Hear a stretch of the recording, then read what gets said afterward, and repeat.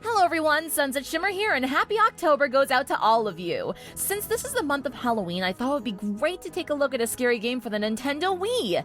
Now, there weren't a ton of release for the console since Nintendo's primary focus is on family games, but a few horror titles did squeeze on through as well. Today we're going to be looking at the Wii exclusive, Calling.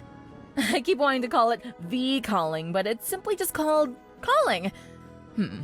So this game is about a bunch of people visiting a chat room called the Black Page, and apparently anyone who visits the site is then transported to various places floating in an abyss that is the area between life and death. The atmosphere is exactly like how you think it would be, creepy and foreboding with noises happening at random just to throw you off. Sometimes when you close the menu, there's a quick shot of a ghost face. And speaking of things that are unsettling, I do like how they handle the dolls towards the beginning. At first you think something is going to happen with this little doll just standing there, but it only serves the purpose to demonstrate a feature of examining objects. Then you open the door just a crack to see even more dolls, all standing in their spots completely lifeless.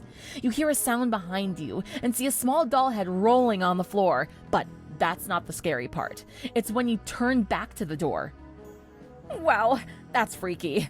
Another area of the abyss is a school which furthers the story along by introducing a few new characters, and they, just like you, are being hunted by the ghost students that wander the hall. This environment is great for keeping you on edge. Every now and then, you come across ghosts going about their business or giving you a jump scare. So, you can find a phone just laying on the floor, and upon picking it up, you receive calls from a spirit who claims that it belongs to her.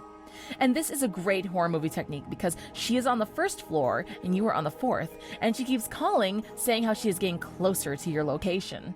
As you can imagine, since this game is called Calling, your phone plays a major role. There are times when you hear ghosts whispering, and you can use a recording feature to play back and hear clearly what they are saying. When the plot calls for it, you can also use it to teleport, like this one room that is closed off. You toss the phone inside, dial its number, and then you appear wherever the phone is. And I just want to take a moment to say that the boss fight between the three ghost girls is one of the hardest boss fights ever. Well, more like frustrating. Let me explain. You're trapped in this room with these ghosts who are attacking you, and the only way out is to teleport with the phone number written in a magazine on the desk. Now, you would think that this sounds easy to do, right?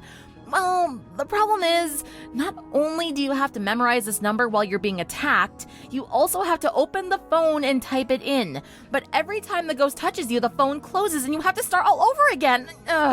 Yeah. The phone doesn't save the numbers you've already typed in, and it's not like the Wii remote is the easiest to control for this type of thing. And now the hammer is about to drop. Okay, I have a major problem with this game, and it's actually a problem I've faced in several third-party developer Wii games. The controls are the worst. Forget the ghosts, and forget the fact you're in the void between reality and afterlife. The biggest threat to you is the Wii remote. If you've ever noticed throughout this review that when I walk straight down the hallway, I'm swerving from one side to the other, smashing into things and fighting with my flashlight to stay forward. I'm not drunk, people, I promise. And it is this dang Wii remote. Even when I point it straight at the screen, it goes all over the place. And look at this part right here. I'm trying to open the door, but the game is treating it as if it's the most difficult task ever.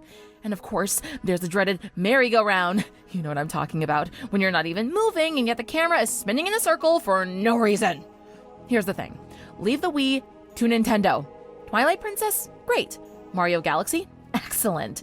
But whenever a third-party developer gets control of it, more often than not, the controls become the worst part of the gaming experience.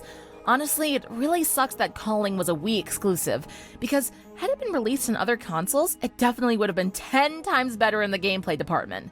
But for what it is, it's at least playable. The environments are good, the scares are alright, but the Wii remote controls need to be dragged out to the street and shot.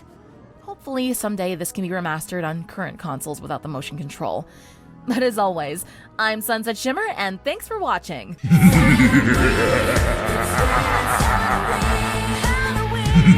Halloween!